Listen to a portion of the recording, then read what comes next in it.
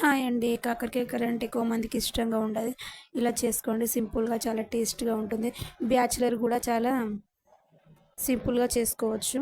ఇలా కొంచెం కడాయిలో ఆయిల్ పోసుకొని ఒక టేబుల్ స్పూన్ జీలకర్ర, ఒక టేబుల్ స్పూన్ ఆవాలు వేసుకొని అవి బాగా వేగాలి.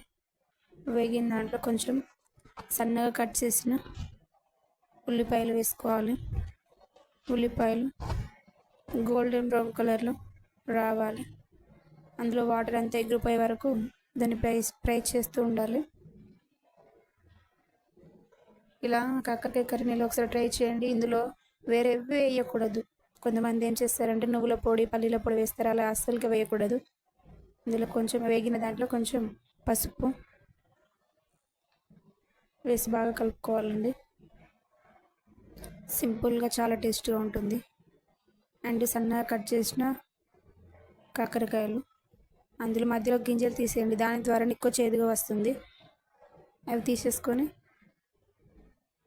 మంచిగా సన్నటి మంటపై అందులో వాటర్ అంతా ఎగిరిపోయేలా ఫ్రై చేస్తూనే ఉండాలి. కనీసం ఒక 10 మినిట్స్ అయినా అట్లా ఫ్రై చేయాలి.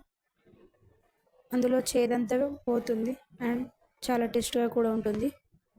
అస్సలుకి చేదు అనిపించదండి. చాలా అంటే చాలా బాగుంటుంది. ఇలా ఒకసారి ట్రై చేయండి. మేమైతే ఎప్పుడు ఇలానే చేసుకుంటాం కాకరకాయ కర్రీని. ఇలా కలుపుతూనే ఉండాలి. 2-3 సెకండ్స్కి ఒకసారి ఇలా కలుపుతూ ఉండాలి. ఎందుకంటే అడుగంటకుండా మంచిగా అందులో వాటర్ అంతా ఇనికిపోయేలా ఇలా కలుపుతూ ఆయిల్ అంతా పైకి వచ్చేలా ఖచ్చితంగా ఇట్లా కలుపుతూనే ఉండాలి. చాలా బాగుంటుంది.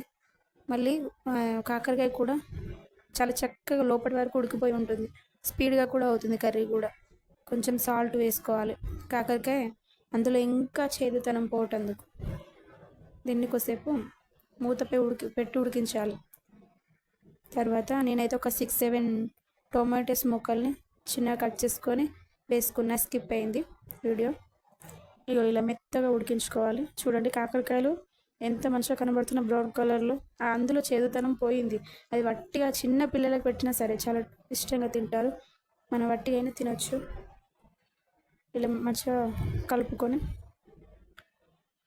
అందులో కొంచెం సాల్ట్ అండ్ కారం వేసుకోవాలి. దాన్ని మంచిగా కలుపుతూ ఉండాలి.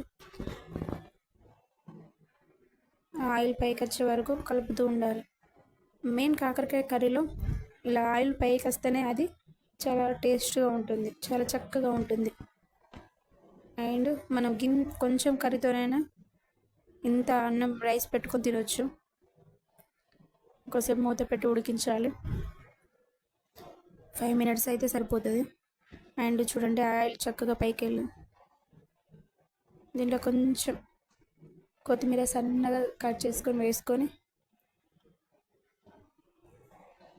చూడండి ఎంత బాగా కనిపిస్తుంది. సన్నగా కట్ చేసుకొని వేసుకొని దాన్ని మంచిగా కలుపుకొని సర్వ్ చేసుకుంటే చాలా టేస్ట్గా ఉంటుంది.